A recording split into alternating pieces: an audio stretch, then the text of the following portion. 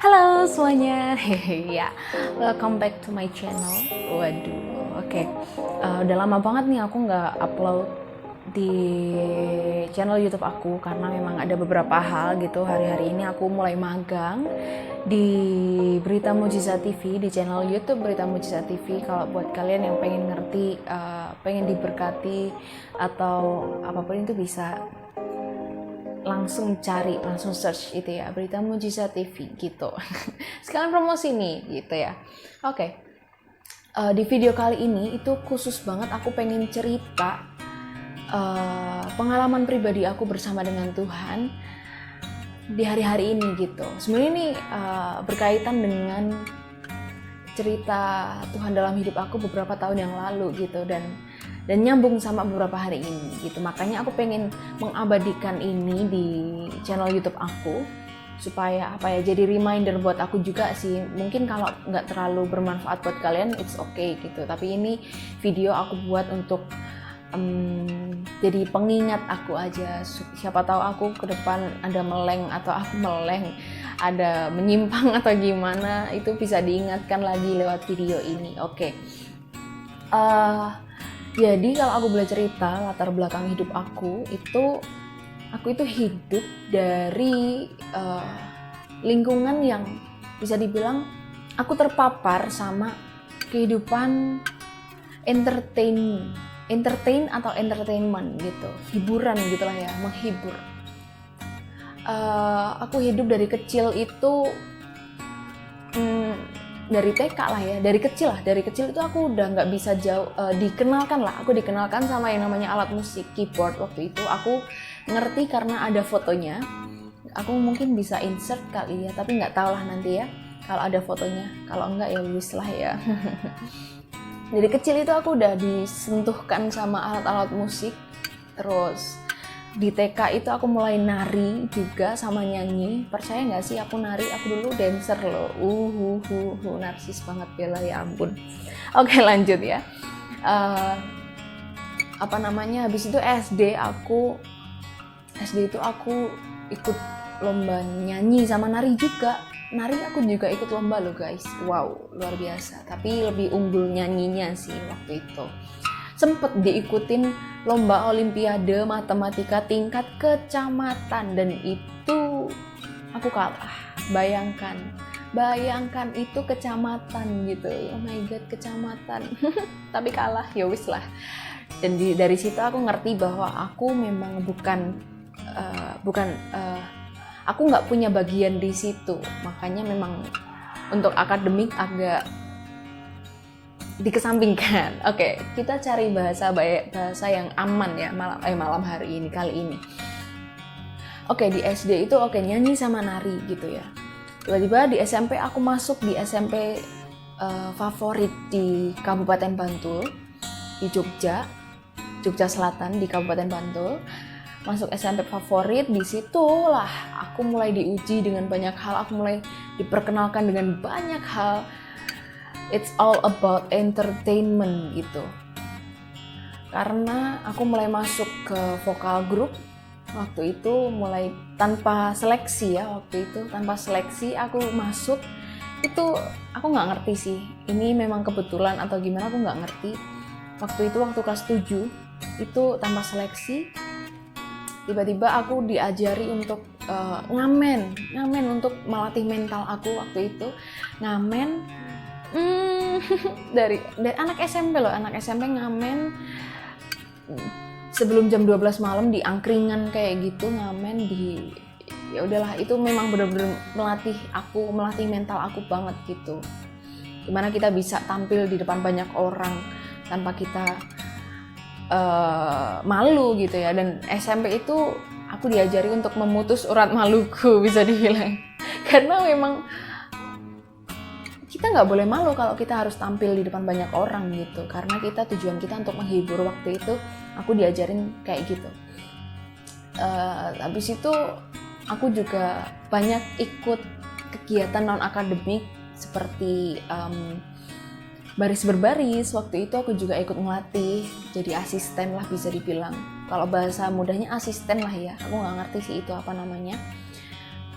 itu aku ikut ngelatih juga, tapi memang ya udahlah gitu ya. Itu SMP memang proses dimana aku mengalami haus popularitas gitu.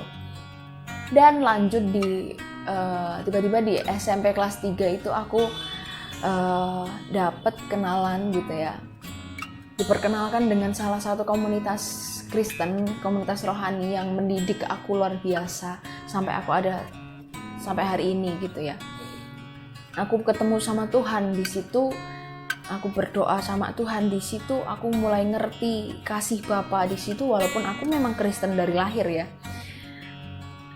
Tapi aku lagi ngerti gitu, aku baru sadar, oh kasih Tuhan tuh kayak gini, oh kasih Bapa itu seperti ini. Sampai ada satu lagu yang merema dari dulu, pertama kali perjumpaan pribadiku bersama dengan Tuhan, encounterku sama Tuhan, itu lagu seperti Bapa sayang anaknya, demikianlah Engkau mengasihiku.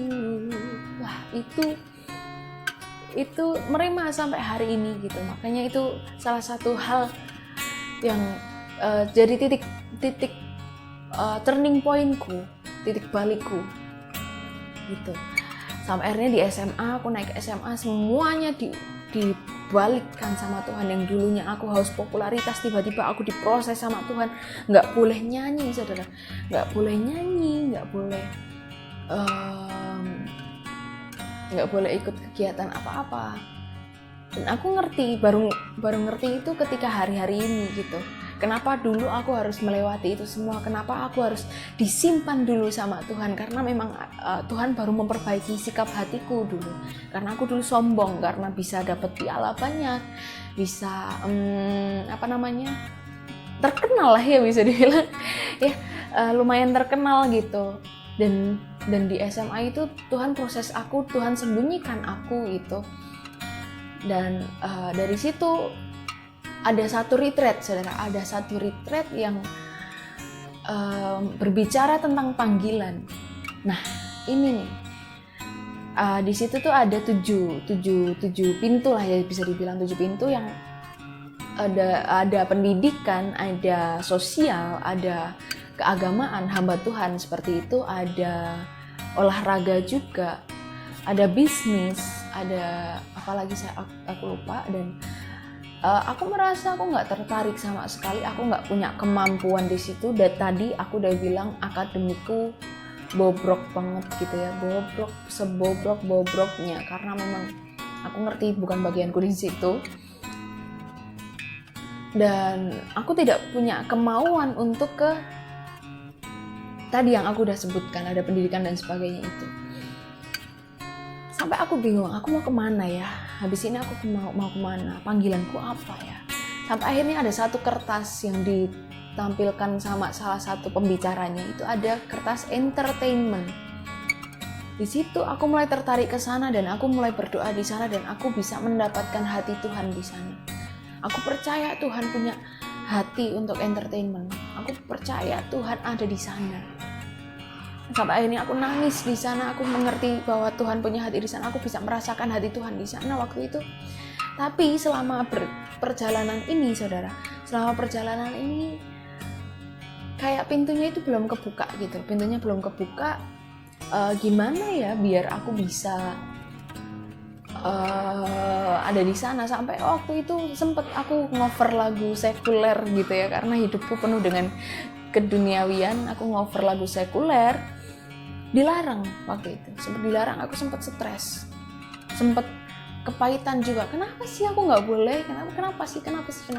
Aku sampai tanya berkali-kali. Aku sempat mau ikut salah satu ajang pencarian bakat di Indonesia, di salah satu stasiun TV, dan itu langsung dilarang gitu. Padahal aku baru ada di ruang tunggu, belum masuk, saudara, belum masuk. Tapi waktu itu aku udah kayak ngopo melu kayak ngono, kamu kenapa ikut kayak gituan?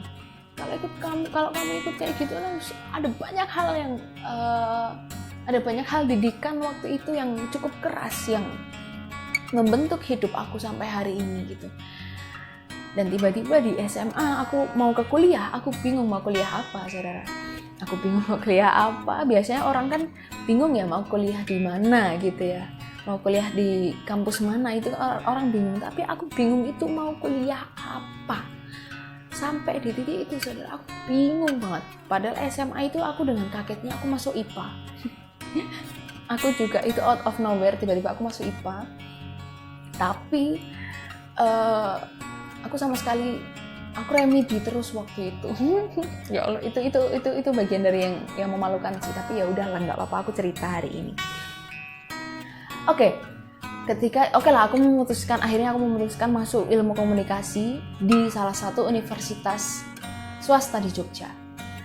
Sampai akhirnya aku punya mimpi, aku pengen kerja di salah satu stasiun TV di Indonesia yang cukup hits, itu stasiun TV baru gitu ya. Dan itu cukup hits karena memang anak muda banget gitu. Dan aku pengennya yang ada di Jogja aja, yang stasiun TV-nya ada di Jogja. Jadi aku nggak perlu pergi kemana-mana lah. Waktu itu aku berpikir seperti itu. Tapi seiring berjalannya waktu, semester demi semester aku lewatin gitu ya.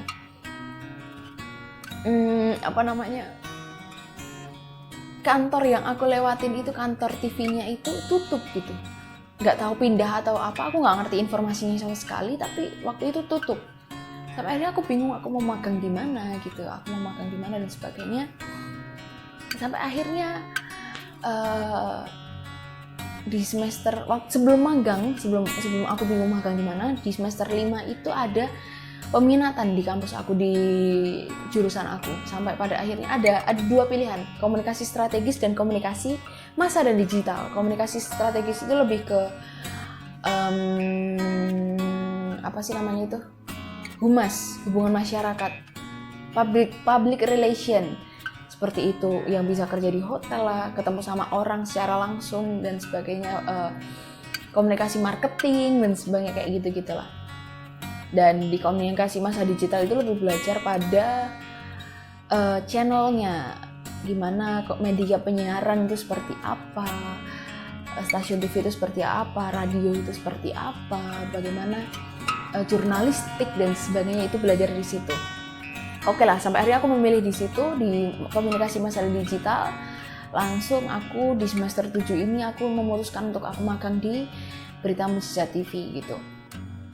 Dan semakin kesini saudara, aku semakin sadar bahwa apa yang aku lakukan itu Tuhan itu sudah mengarahkan gitu loh. Kayak Tuhan tuh sudah menatakan hidupku gitu loh. Bill, kamu itu bakal ada di sini, akan mengalami seperti ini, Ada banyak struggle yang aku alamin gitu ketika dari mulai struggle itu aku kuliah itu aku mulai jatuh bangun di semester awal. Ada banyak hal yang aku alamin dan ada banyak kegagalan juga yang aku alamin gitu ya, secara rohani gitu. Aku gagal secara psikis, aku sempat stres juga, secara fisik aku sempat lemah juga, aku sakit berkali-kali gitu. Tapi sampai di titik ini aku baru sadar bahwa Tuhan itu menepati janjinya dalam hidup aku. Makanya ketika dulu aku dapat janji tentang entertainment, tentang media, tentang entertainment kayak gitu, dan aku sempat dilarang untuk aku mengekspresikan apa yang aku rasain lewat lagu, lewat kayak gini gitu ya. Aku sempat dilarang gitu. Aku baru sadar bahwa ada yang harus aku perbaiki dulu, ada yang harus dipotong dulu dalam hidup aku sebelum aku siap ada di posisi ini gitu. Makanya apa ya? Aku baru sadar bahwa dulu itu memang Tuhan sudah persiapkan semuanya gitu. Aku harus melewati lembah yang dalam, aku disembunyikan sama Tuhan, nggak boleh nyanyi, nggak boleh show off gitu. Aduh, bahasanya show off. Aku nggak boleh tampil di panggung, saudara. Bayangkan ketika hidup aku, lingkungan aku selama ini aku dididik sampai jadi seorang yang bisa tampil di depan layar, tampil di panggung dengan suara yang bagus dan sebagainya gitu. tiba-tiba langsung disembunyikan, sama sekali nggak kelihatan, orang-orang nggak tahu siapa aku. Itu salah satu titik di mana itu nggak enak banget, saudara. Itu nggak enak banget. Itu salah satu proses yang Tuhan beri dalam hidup aku, dan itu nggak enak, dan itu merubah banyak dalam hidup aku sampai aku ada sampai hari ini, sampai aku ngerti, oh ternyata seperti ini, ternyata aku memang harus melewati itu untuk aku ada di titik ini, aku harus ada di titik itu untuk aku bisa mengerti hati Tuhan lebih gitu. Dan aku bersyukur, saudara, sampai hari ini. Mungkin aku nggak mau berbicara masalah uang di sini, karena memang aku percaya uang yang akan mengejar aku gitu, ketika aku mengerti bahwa aku mengerjakan ini semua untuk Tuhan gitu sih. Aku belajar untuk menanamkan itu dalam hidup aku, walaupun memang aku belum sempurna ya, aku belum bisa belum bisa sedekat itu sama Tuhan untuk aku bisa ngerti dan memahami apa yang Tuhan mau dalam hidup aku, apa yang Tuhan mau untuk entertainment, untuk art and entertainment, untuk media art and entertainment gitu ya. Tapi yang aku percaya, saudara, Tuhan itu mengarahkan hidupnya Bella dari kecil ya, dari kecil Tuhan sudah bentuk semua, Tuhan sudah tata semua, dari aku terpapar yang masalah entertain kayak gitu, sampai aku harus mengalami haus popularitas, sampai akhirnya aku dari atas naik terus, tiba-tiba langsung dijatuhkan sama Tuhan sejatuh-jatuhnya. Untuk apa? Untuk Tuhan membentuk hatiku. Karena apa? Karena peperangan di entertainment itu sangat berat. Ya, peperangan di media itu sangat berat, dan Tuhan tahu aku harus siap. Tuhan tahu Bella ini harus siap. Tuhan tahu sikap hati yang ada di dalam hati Bella ini harus siap. Kalau enggak, saudara, kalau tidak, aku nggak ngerti. Mungkin aku akan menyimpang lebih jauh lagi. Aku akan semakin memanfaatkan keadaan ini untuk keuntungan pribadiku, bukan untuk kemuliaan Tuhan. Karena semuanya yang kita punya kan memang ini semua milik Tuhan ya. Ini semua cuma titipan. Apa yang kita punya itu kita kembangkan. Kita cuma disuruh untuk mengelola. Kalau Tuhan sudah minta, ya udah kita beri. Kalau Tuhan sudah beri, ya udah kita kelola dengan baik gitu. Makanya ya aku berterima kasih sekali sama Tuhan. Aku berterima kasih sekali dengan keluarga secara fisik maupun keluarga rohani ya, keluarga kingdom family gitu ya, keluargaku secara pribadi yang sudah mendidik aku sampai hari ini, yang sudah menjaga aku, mengarahkan aku kalau aku mulai belok, diluruskan lagi gitu. Dan aku berterima kasih sama hal itu gitu. Semoga ke depan, aku nggak ngerti ya ke depan akan seperti apa, hidup aku akan seperti apa 5 tahun ke depan, 10 tahun ke depan, aku nggak akan ngerti seperti apa. Tapi yang aku tahu, aku cuma bisa taat. Bella cuma bisa taat dan cuma bisa melangkah. Bella harus berani melangkah. Aku cuma bisa belajar untuk berani melangkah. Walaupun yang di depan seperti apa aku nggak ngerti, tapi aku belajar melangkah dengan ketidaktahuan. Selama ini dari SMA ke kuliah itu aku nggak ngerti. Aku berjalan dengan ketaatan, saudara.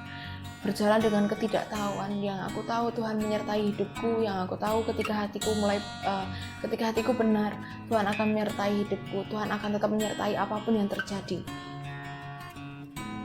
Dan yang pasti Tuhan itu lebih mementingkan hidupku daripada janji-janjinya.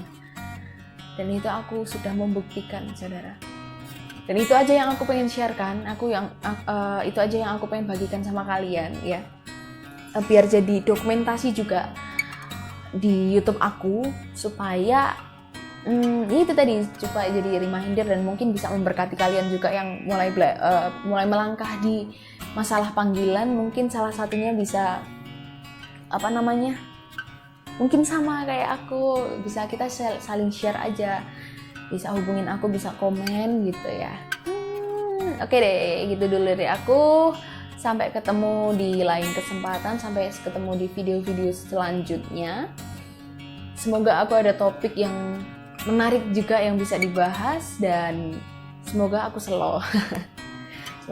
Semoga aku ada waktulah pokoknya ya. Oke, segitu dulu dari aku. Sampai ketemu lagi. Bye-bye.